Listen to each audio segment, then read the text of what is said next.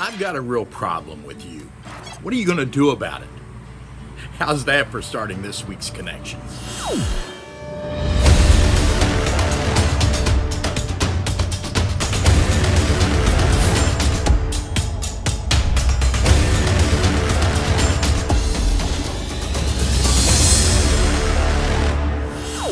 You know, one of the things that we are very lousy about doing in the church is we're very lousy about handling conflict, handling those times when somebody comes up to us and confronts us.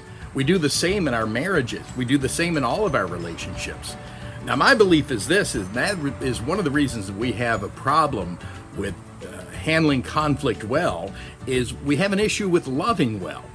In this week's Love Is, coming from Paul David Tripp's 23 Things That Love Is, we have this being said, that love is being willing, when confronted by another person, to examine our own hearts, rather than going on the defense about ourselves or being evasive about the issue and taking the focus off of that.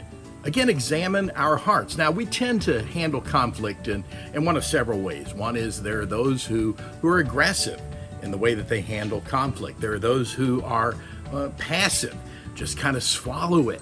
There are those who are defensive, go on the defense. There are those who are evasive about conflict. And there are those who are passive aggressive.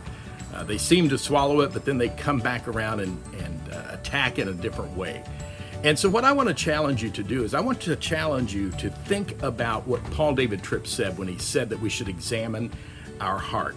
Now, most of all, we tend to react by our emotions, and we think that our emotions and heart are the same thing, but that's not really true.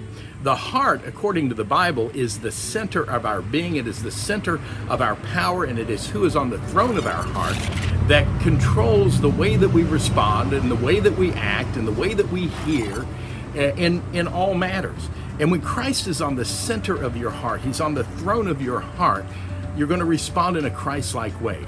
If you respond any other way, you put self back on the throne. And so that's why it's good when confronted to allow a time where you truly examine your heart and you say, Christ, are you on the throne of my heart? Christ, what do you want me to do? And one of the things I said early on in this was that the reason that we struggle with handling conflict well is that we struggle with loving well. In 1 Corinthians 13, Paul talks about the things that love is not. He talks about the things that love is. And then he concludes this. He says, but these three things remain: faith, hope, and love. And the greatest of these is love. So the next time you find yourself at odds with somebody or at odds in a situation, stop. Examine your heart. Who's on the throne of your heart? In your marriage, in your family, when conflict arises, stop. Examine your heart. Don't wait on the other person to do that. You take care of your own side of the street in these matters, and you will see God's blessing in that. God bless you. You guys have a great week.